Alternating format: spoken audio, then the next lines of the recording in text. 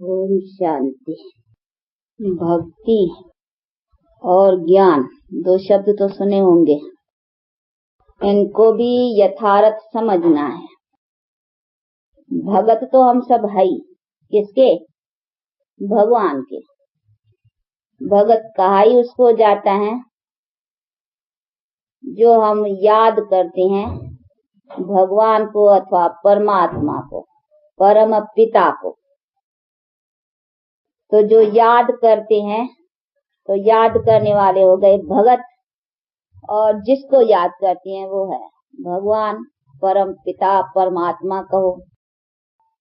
अब इसमें एक बात समझने की है, फिर जो कहा जाता है भक्ति और ज्ञान, तो उसका फर्क क्या है? ज्ञान का मतलब है कॉमन तौर में, ज्ञान शब्द का अर्थ है समझ। तो समझ बहुत प्रकार की है, जैसे डॉक्टरी नॉलेज, डॉक्टरी की समझ है, यानी शरीर की, जिस्म की, इसको कैसे बनाना है, कहाँ से बिगड़ता है, क्या करना है, ये डॉक्टरी ज्ञान। और जैसे बैरिस्टरी नॉलेज को बैरिस्टरी ज्ञान कहेंगे, भाई लॉ पॉइंट्स को जानता है, किसको फांसी कैसे चढ़ाए, किसको फांसी से कैसे उतारे, हाँ, ये लॉ पॉइंट्स का नॉलेज ज्ञान, तो इसको कहेंगे भाई लॉ का ज्ञान, यानी लॉ पॉइंट्स का ज्ञान। इसी तरह से जो चीज का जिसके पास नॉलेज है, तो नॉलेज कहो या ज्ञान कहो, पर तो जिसको जिस चीज का ज्ञान है तो उसको कहेंगे उसी चीज का ज्ञान। परंतु ये जो एक मशहूर नाम है भाई ज्ञान बिना गत नहीं है, तो उसका मतलब ये नहीं है कि डॉक्टरी के ज्ञान बिना गत नहीं है या बैरिस्टरी ज्ञान के बिना गत नहीं है। वो कौन सा ज्ञान जिसके लिए गाते आते हैं कि ज्ञान के बिना गत नहीं है, वो ज्ञान, उसी की समझ, यानी उस चीज का नॉलेज। तो परमात्मा क्या और हम जो याद करने वाले वो कौन है और क्यों करते हैं उसको याद, उससे हमें क्या प्राप्त होना है, इन्हीं सभी बातों की यथार्थ नॉलेज को फिर ज्ञान कहा जाता है। इस ज्ञान के बिना गत नहीं है।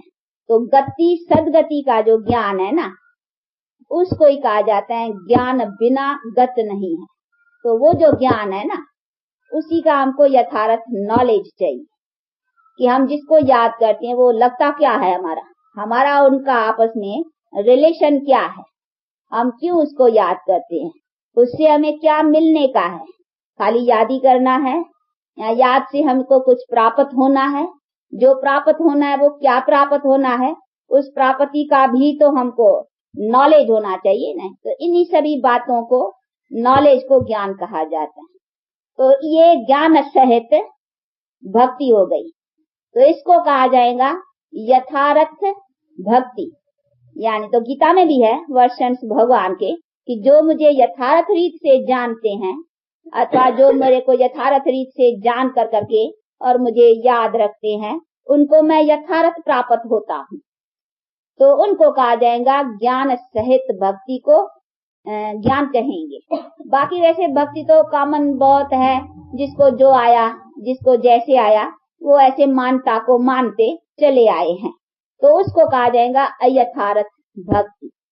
यथार्थ भक्ति को ज्ञान कहेंगे, अयथार्थ भक्ति को अयथार्थ भक्ति कहेंगे। यानी अंधविश्वास में जहाँ विश्वास हो, समझे जिसमें विश्वास हो ना तेरा, उसको ही परमात्मा मान।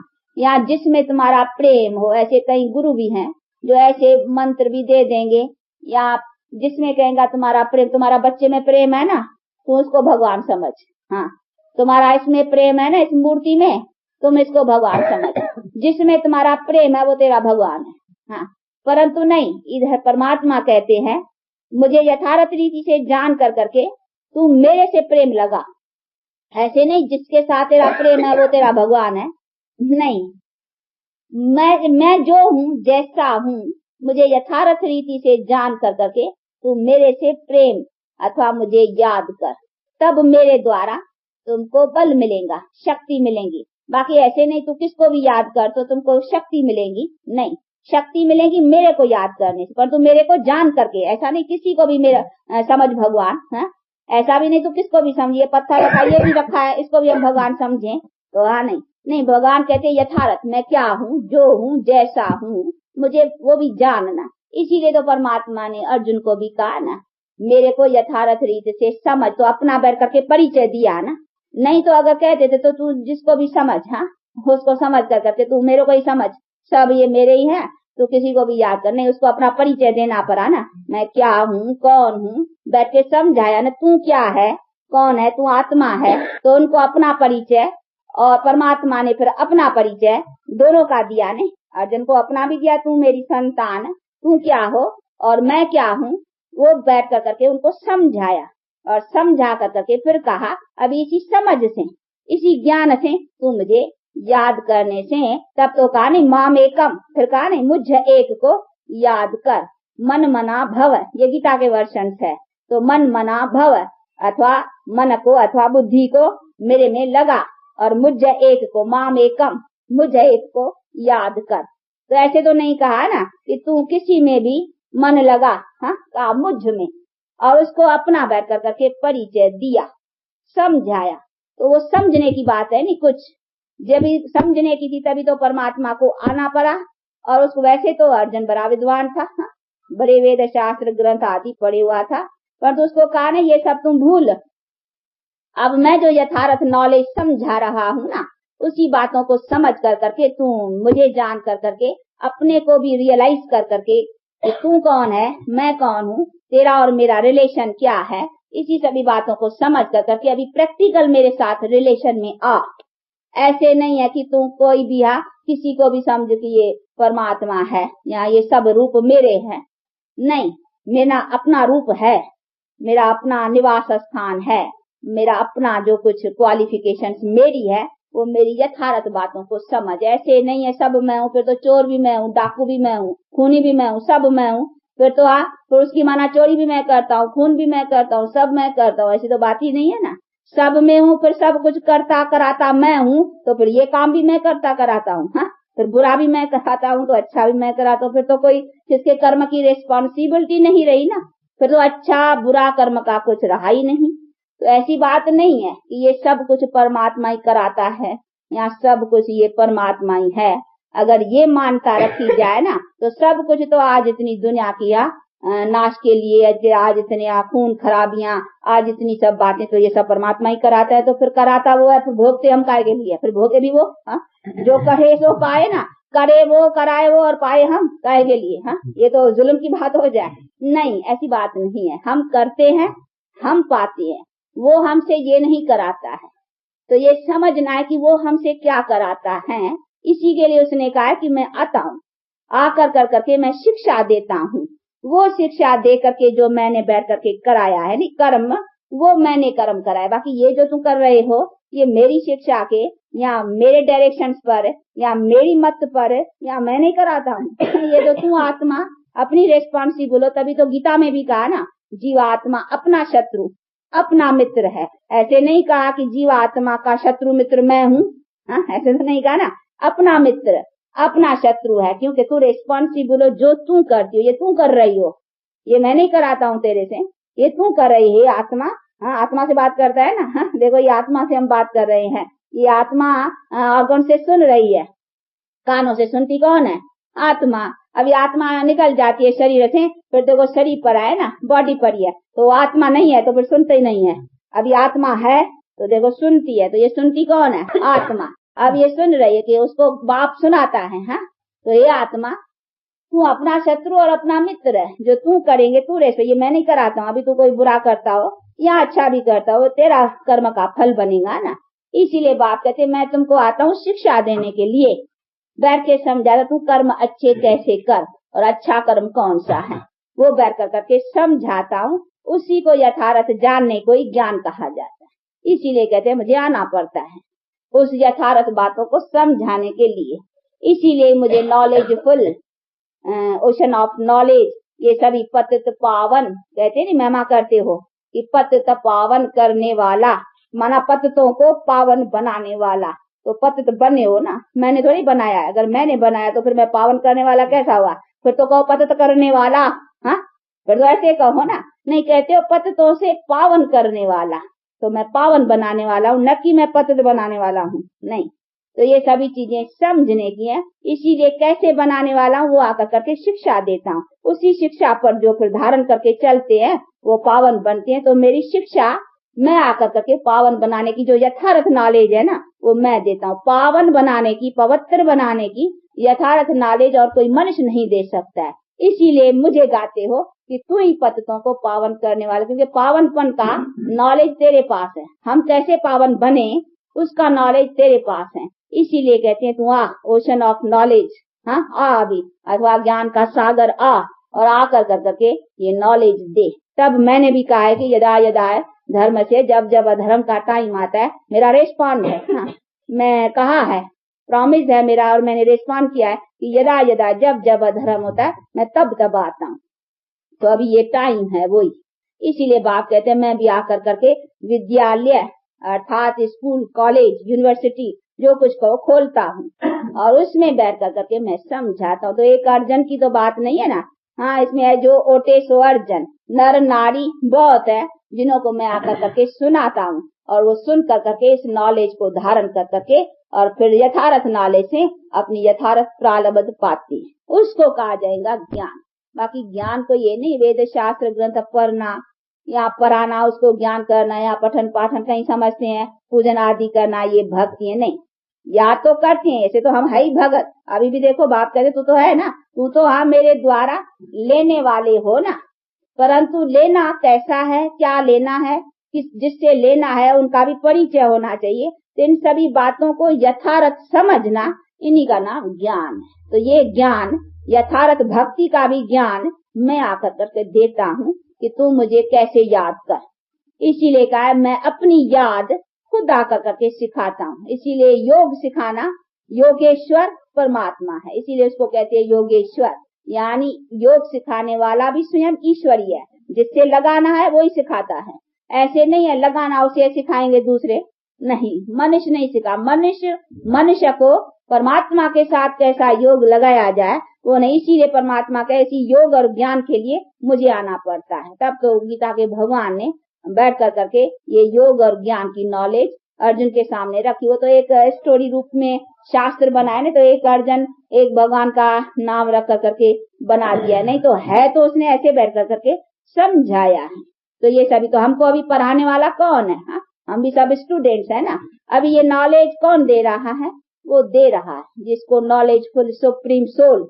अभी वो बैठ कर करके समझा रहे हैं कि ये नॉलेज यथार्थ मैं क्या हूँ, कौन सी चीज हूँ और तू क्या है, और मुझे कैसे याद करो, और याद करो तो उससे तुमको क्या बल मिलेगा। तुम्हारे पाप जो है ना बहुत जन्मों के किए हुए, उसको जलाने की शक्ति मिलेगी।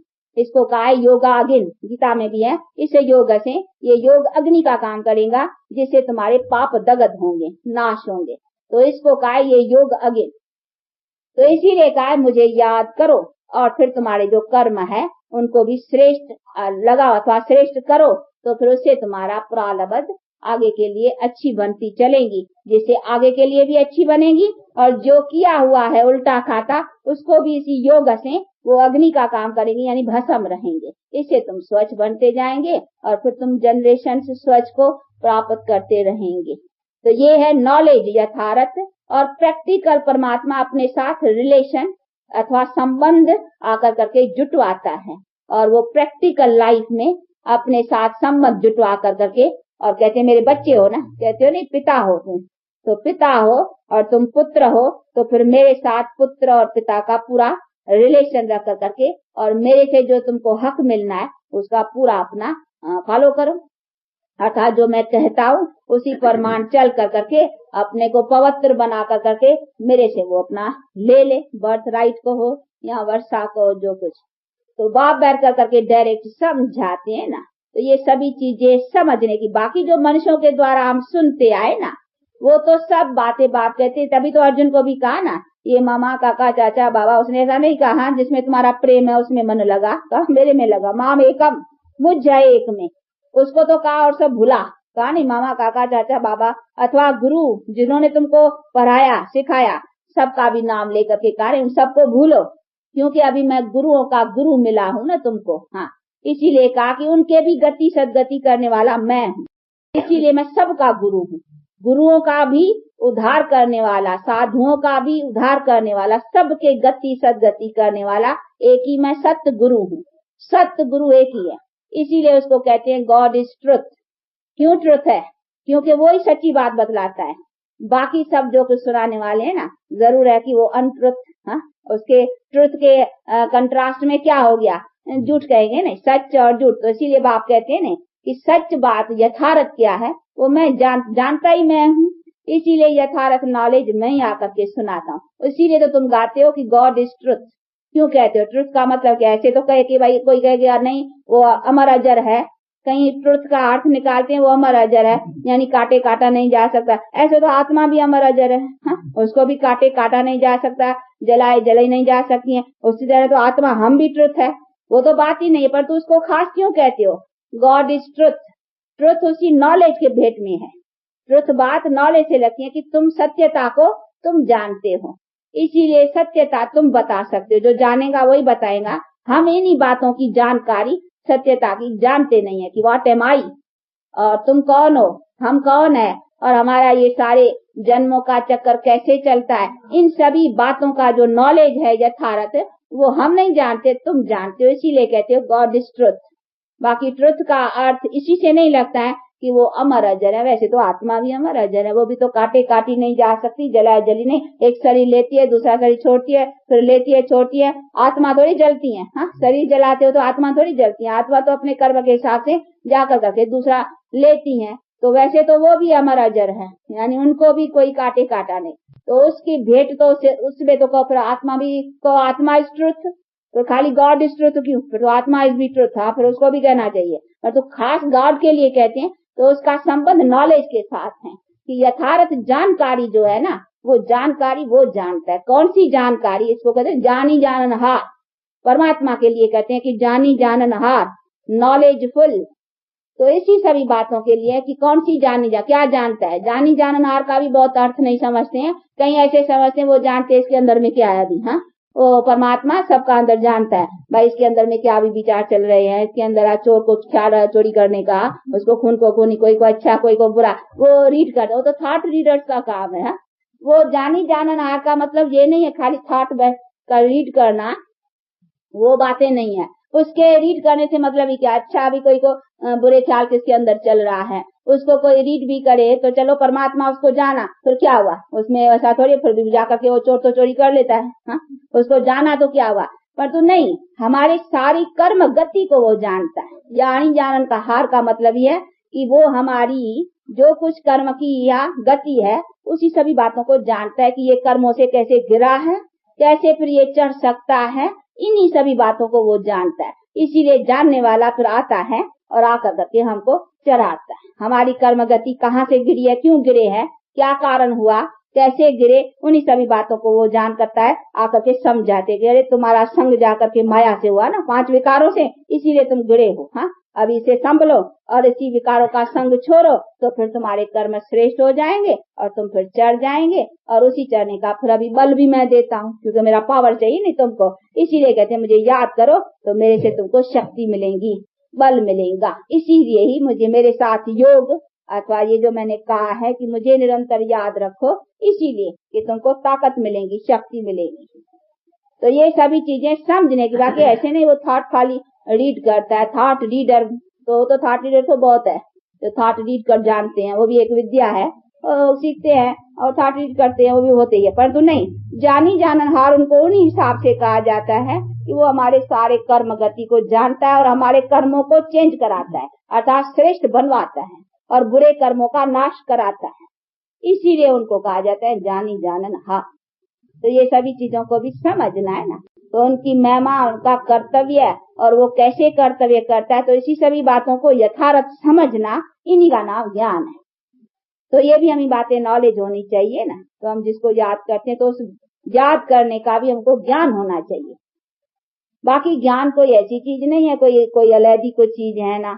बाकी जो कुछ हम करते आए ना वो अयथार्थ, इसीलिए कहते हैं उस अयथार्थ से तुमको जो पूर्ण फल मिलना चाहिए ना वो नहीं मिलता है, अल्पकाल का। हाँ चलो तुमने उल्टा सीधा फिर भी भगवान को याद किया है ना, तो चलो थोड़ा बहुत उसका तुमको मिल जाता है, परंतु मेरी यथार्थ जो प्राप्ति है ना वो नहीं।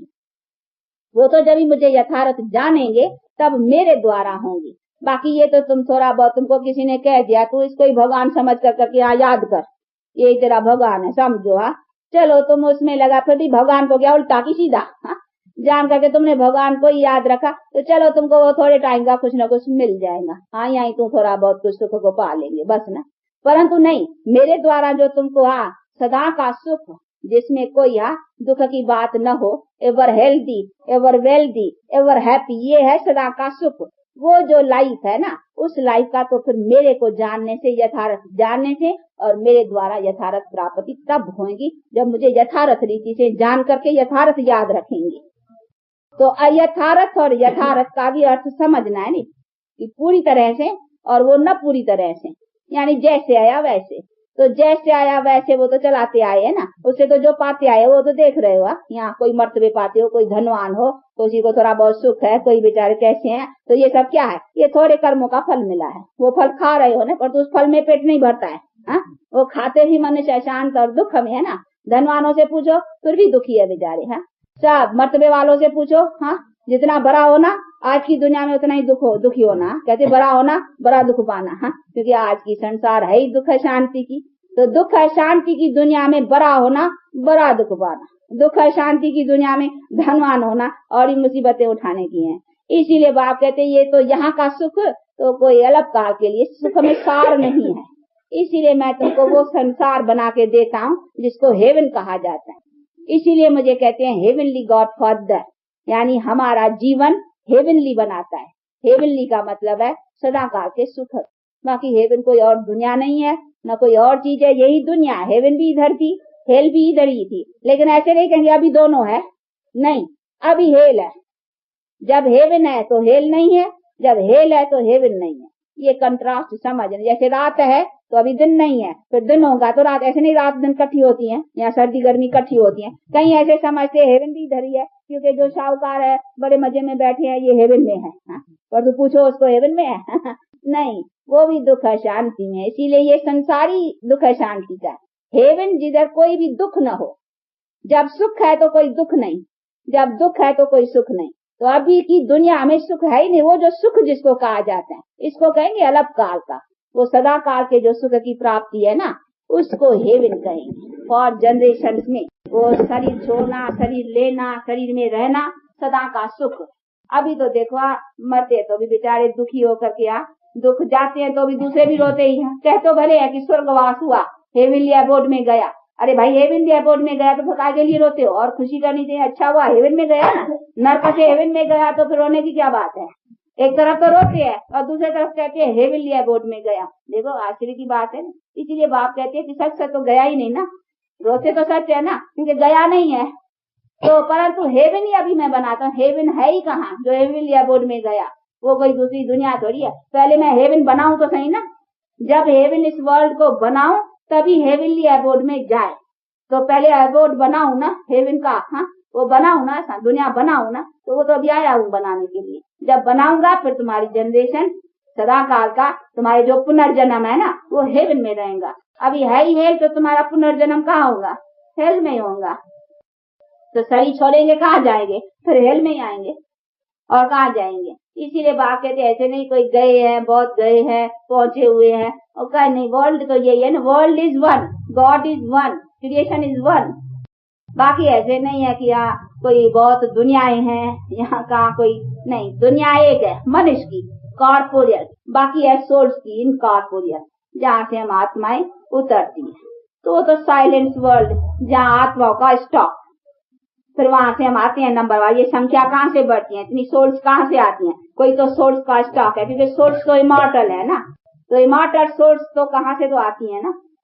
तो ये सभी, ये इतनी संख्या जो यहाँ बढ़ती जा रही है, ये कहाँ से बढ़ती है? इतनी सोल्स कहाँ से आती हैं? तो ये भी सभी समझना। तो बस सोल्स वर्ल्ड, जिसको इनकॉर्पोरियल वर्ल्ड कहते हैं, दूसरी ये कॉर्पोरियल। इसीलिए बाप कहते हैं अभी बहुत हो गया है यहाँ स्टॉक नीचे। इसीलिए ये लड़ना झगड़ना दुख है, अब ये सब फिर यहाँ संख्या कम करनी है, फिर उधर स्टॉक भेजना है। इसीलिए अब कहते यहाँ का स्टॉक को अभी कम करना है ना। इसलिए डिस्ट्रक्शन की तैयारियां और कंस्ट्रक्शन। कंस्ट्रक्शन भी साथ चाहिए, क्योंकि ये अनादि है, ऐसे तो नहीं प्रलय हो जाएंगे ना। तो डिस्ट्रक्शन के साथ कंस्ट्रक्शन भी चाहिए। तो पहले कंस्ट्रक्शन, हाँ, फिर डिस्ट्रक्शन। ऐसे नहीं डिस्ट्रक्शन करके पीछे कंस्ट्रक्शन करूंगा, नहीं, दोनों, जिसको संगम, कॉन्फ्लेंस पीरियड कही जाती है। तो इसीलिए कहते हैं अभी कर रहा हूँ। कैसे? ये प्यूरिटी का अभी कंस्ट्रक्शन का फाउंडेशन लगा रहा हूँ और इधर ये डिस्ट्रक्शन की तैयारियां। तो ये कंस्ट्रक्शन मजबूत हो जाएगा तो डिस्ट्रक्शन काम अपना करे। अभी वो भी तैयारियां, इधर भी तैयारियां है, ये भी तैयार हो रहे हैं, प्यूरिटी का फाउंडेशन पर आ, ये भी मजबूत हो जाए अच्छी तरह से। इधर भी तैयारी है, वो भी तैयार हो रहा है। जब ये कंप्लीट तैयार हो जाएंगे तो डिस्ट्रक्शन हो जाएंगे। इसीलिए कहते हैं ये दोनों का कनेक्शन है। वो गीता में भी है कि इसी ज्ञान यज्ञ से ये विनाश ज्वाला प्रज्वलित होती है। तो जितना जितना ये अपना बनते जाएंगे प्यूरिटी में, तो उतना उतना वो विनाश ज्वाला प्रज्वलित होकर के अपना काम करेगी। तो ये सभी चीजें हैं जिसको अच्छी तरह से समझना है। ये अभी वही टाइम है जिसको कहा जाता है महाभारत समय। इसी टाइम पर ही परमात्मा का है कि यदा यदा है, वो अभी यदा यदा वाला टाइम आया है। तो अभी आया है, अपना काम कर रहा है। अब उससे क्या अपना लेना है, वो जो लेगा, हम भी उनके पीछे लगे हैं। अभी ऑफर भी करते हैं कि आओ अभी बाप से लियो, रिलेशन जोड़ो, अपना आपका भी पिता है ना, खाली हमारा थोड़े ही है, सारी दुनिया का पिता है ना। वो कहते हैं नहीं, गॉड इज वन, तो गॉड ही तो पिता है ना। अभी वो पिता आया है, कहते हैं अभी मेरे से अपना जन्म सिद्ध अधिकार लियो। अब जो लेंगे वो लेंगे, न लेंगे तो फिर डिस्ट्रक्शन। तैयार है, यहाँ उधर होना है, यहाँ उधर होना है, अभी क्या करना है वो समझो। हाँ, तो ये तो हर एक को अपना समझ कर करके बाप से अपना जन्म सिद्ध अधिकार पाना है। अच्छा।